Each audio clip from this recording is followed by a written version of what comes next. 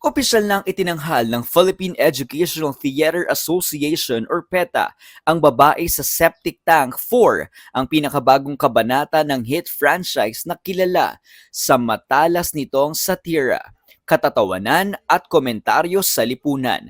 Sa pagkakataong ito ay isang play within a play. Tampok ang adaptation ng klasikong dula ni Aurelio Tolentino na Kahapon, Ngayon at Bukas na pinaghahalo ang kasaysayan, teatro at modernong kultura sa isang nakakaaliw ngunit mapanuring pagtatanghal. Sa sentro ng kwento ay si Eugene Domingo na muling naghatid ng kanyang signature humor habang pilit niyang binubuo ang isang ambisyosong produksyon na tila unti-unting nawawala sa kontrol.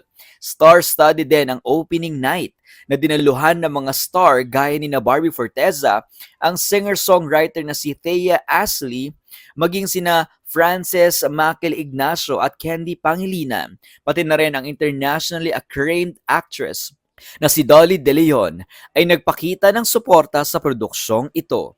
Yes, again. Grabe,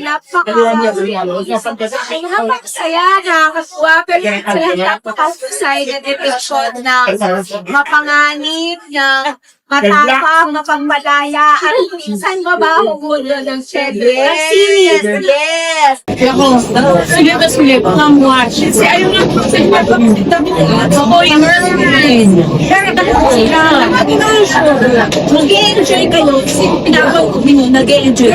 Yes. At umaga chat ko, yung gusto niyo to. Kasi talagang punta sa chat.